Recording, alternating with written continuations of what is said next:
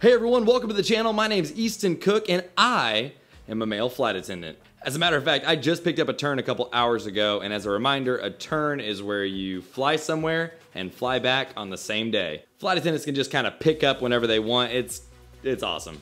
Also, as you can tell, I'm actually filming in another location again. And I figured, hey, what better way to talk about the male flight attendant topic than in a male flight attendant studio that's not mine. So I'm actually in my friend Jackson's studio. Wow, I ran out of breath on that last take. I'm using my friend Jackson's studio, who's also a male flight attendant. He's actually in the room right now. You just can't see him. He's behind the camera. And this studio's actually given me a lot of ideas. I'm really a big fan of it, so you might see some changes coming soon. Now, I actually had zero interest in this topic, and I mean absolutely none. It just turns out that male flight attendant is a highly searched topic on YouTube, and as a YouTuber, I aim to please. So here we are, we're gonna talk about being a male flight attendant. In this video, I'll talk about 3 main points regarding this topic, and y'all also, I'm wearing a First Form shirt. I love this brand, but they're not paying me for it. We can't. Okay, never mind. I love this brand, so I'm gonna keep the shirt on. I just had that masculine urge to just take my shirt off for no reason. Now, before I begin, y'all make sure and subscribe, like the video. You can actually support this video as well by using that thanks tab right below. And hey, any support is greatly appreciated. It allows me to make more videos. Now let's talk. All the stats I'm about to give you are all US based, so yes, it may be different in other countries, but y'all, we're here in America. So I'm gonna give you stats based on that. Like number 1, being a male flight attendant is pretty cool because it wasn't always allowed in the past. Like up until the 1970s, it was actually unmarried women who were allowed to be flight attendants. And not only a woman and unmarried, but there was also a heavy preference on the candidate being a registered nurse. Now, of course, that was in the early years of flight attending, so that was like the 1940s, 1950s. See, back then, being a flight attendant was seen as a woman's job due to the role being considered to carry the airline's image itself. Women were seen as more put together, kind, gentle, and clean. And how strict were the airlines back then with their image and with it being represented by the women they hired? Y'all, this is wild.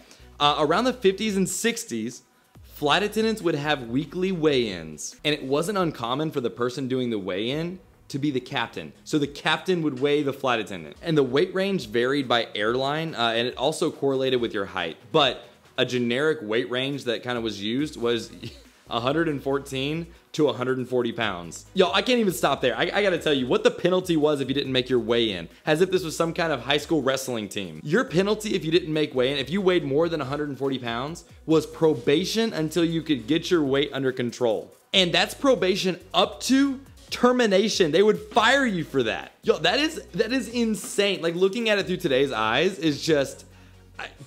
So all of that to say, that's no longer a thing, obviously. Like, no, that's no longer a thing, and neither is a flight attendant being a woman only. Now, men can do it, and that's pretty cool. Number 2, as a male flight attendant, you're in the minority. See, as of 2022, men make up only 25% of the flight attendant population up in America's skies. 25%, a quarter. So if you're a male flight attendant watching this, nice. And if you're a guy, but you're not a flight attendant, y'all come join the club. All right, we could use you. We're only a quarter of the population. It's actually notable when you fly with an all-male crew. I've been flying for 7 years, and it's only happened to me like a handful of times. And don't get me wrong, yes, it happens. It's just, relatively speaking, it's not that common.